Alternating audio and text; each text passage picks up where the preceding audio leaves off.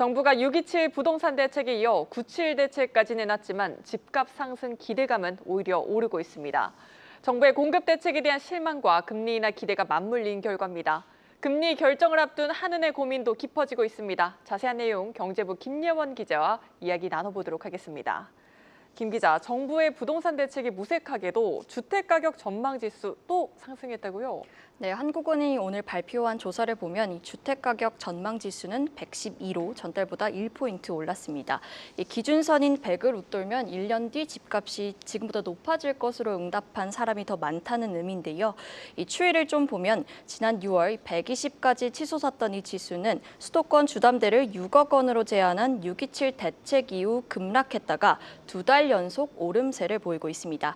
특히 이번 조사는 9.7 공급 대책 이후 진행돼 주목받았는데 오히려 올랐죠. 한은은 정부의 대책 발표에도 집값 상승에 대한 기대가 여전히 견조하다고 해석했습니다.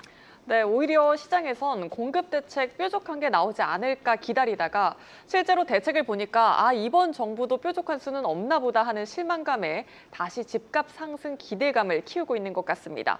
오늘은 또 대표적인 집값 하락론자조차도 집값 폭등을 예견해서 이슈가 됐다고요? 네, 크게 공급과 수요 측면에서 좀 해석해 볼 수 있는데요. 우선 9.7 공급 대책에 대한 실망감이 컸다는 분석입니다. 심지어 지난 대선 기간 이 민주당 정책개발기구에서 활동했던 최상욱 커넥티드 코리아 대표마저 강도 높은 비판을 내놓을 정도입니다.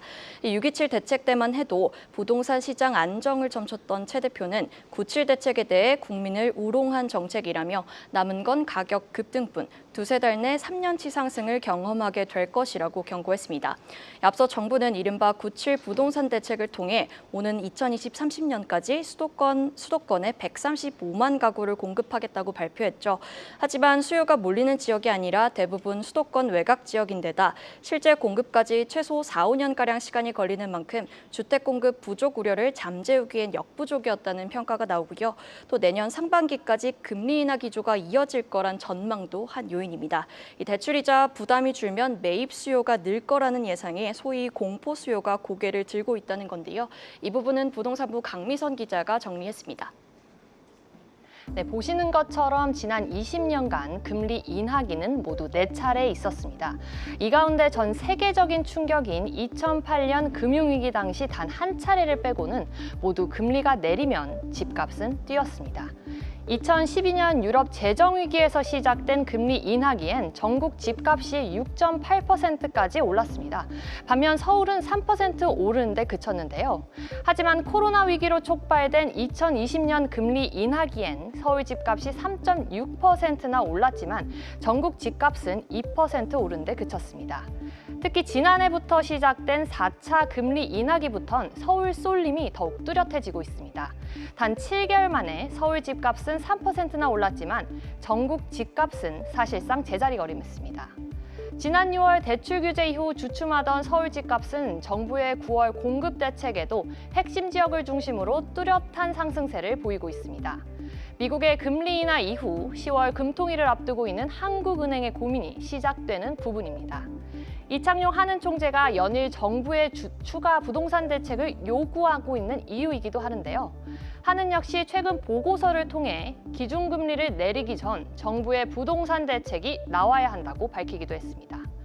9월 공급 대책이 아무런 효과를 거두지 못한 가운데 이제 정부가 쓸 수 있는 카드는 수요 억제뿐입니다. 전세대출 규제 등이 거론되고 있지만 무주택 실수요자들까지 틀어막는 규제라 섣불리 쓰기도 어렵습니다. 부동산 민심을 좌우할 추석이 다가오고 있는데요. 추석을 전후로 집값을 어떻게 움직이느냐가 그 어느 때보다 중요해졌습니다. 네, 지금까지 뉴스 브리핑이었습니다. 네, 브리핑 보신 것처럼 부동산 민심을 좌우할 추석이 다가오고 있습니다. 이번 추석 연휴가 지나고 금리 결정을 앞두고 있는 한은 금통위의 고민도 깊어지고 있는데요. 김 기자, 한은이 10월에 금리 내릴 수 있을까요? 네, 한강변에 이어 서울 외곽까지 매수 심리가 확산되면 가계부채가 다시 크게 불어날 수 있다는 우려가 큰데요. 어제 황건일 금통위원은 한은은 집값 수준 그 자체보다 상승세가 확산해 가계대출 증가로 이어지는 점을 걱정한다고 밝혔습니다. 이창용 총재도 최근 서울대 강연에서 금리 인하를 한두 달 미뤄도 경기엔 큰 영향이 없지만 인하 신호로 서울 집값이 오르면 부담이 된다고 말했는데요.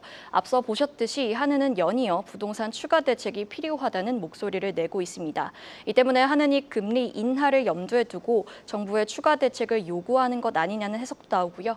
별다른 대책이 나오지 않고 집값 상승세가 이어질 경우 한은이 인하 시점을 11월 이후로 늦출 수 있다는 전망도 제기됩니다. 네, 추가적인 부동산 대책이라고 한다면 어떤 게 있을 수 있을까요? 시장에서는 이 뾰족한 공급 대책이 없는 정부가 수요 억제 중심의 추가 대책을 내놓을 걸로 예상합니다.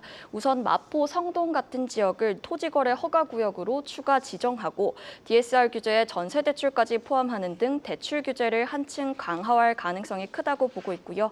필요할 경우 세금 카드도 꺼낼 것으로 관측합니다.